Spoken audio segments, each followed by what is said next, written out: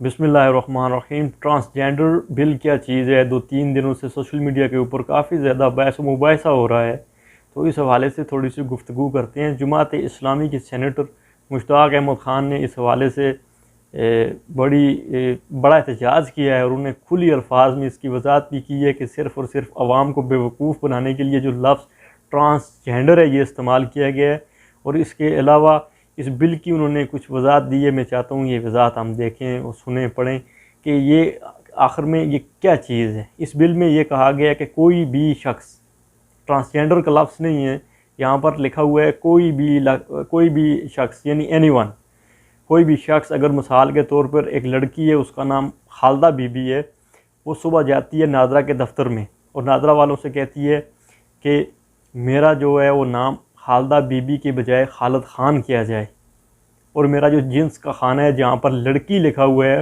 اس کو تبدیل کیا جائے اور وہاں پر لڑکا لکھا جائے۔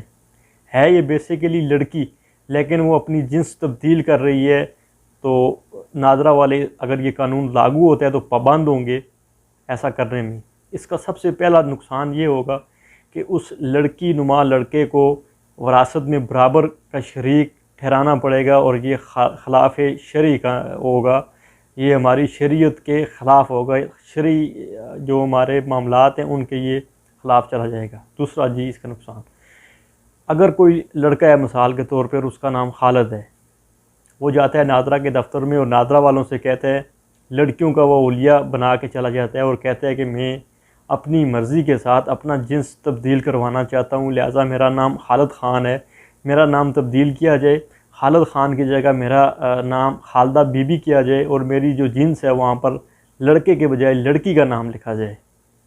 اب اس کا نقصان یہ ہوگا کہ وہ لڑکا نما لڑکی جب گھر میں جائے گا کسی کے، تو آپ اس کو لڑکیوں میں بیٹھنے سے منع نہیں کر سکتے ہیں۔ وہ اگر سفر کرتا ہے کسی گاڑی میں تو وہ لڑکیوں کے ساتھ میں بیٹھے گا تو آپ اس کو منع نہیں کر سکتے ہیں۔ اس سے معاشرے میں بگاڑ پیدا ہوگا، اور بہت سے بگاڑ پیدا ہوئے ہیں اس سے پہلے بھی۔ یہ مغربی آقاؤں کو خوش کرنے کے لیے یہ بل جو ہے وہ اسمبلی نے منظور کیا اور سینٹ کو بھیجا ہے۔ اس سے پہلے بھی پاکستان میں آپ نے دیکھا ہوگا، میرا جسم میری مرضی والے لوگ اسلام آباد، لاہور اور کراچی کی سڑکوں پر نکل آئے تھے۔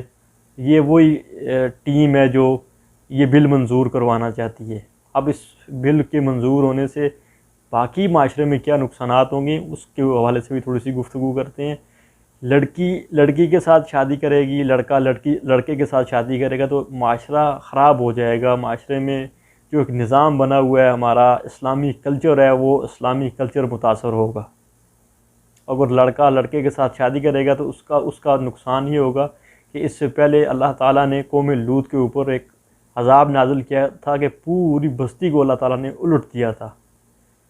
تو ہم لوگ ایسے قانون یا ایسے اپنے نظام کیوں بنا رہے ہیں جس سے ہم اللہ تعالیٰ کے عذاب کو دعوت دے رہے ہیں؟ ہمیں چاہیے ہم اسلام کے قریب جائیں، نہ کہ اسلام سے دور ہوں۔ بہت شکریہ۔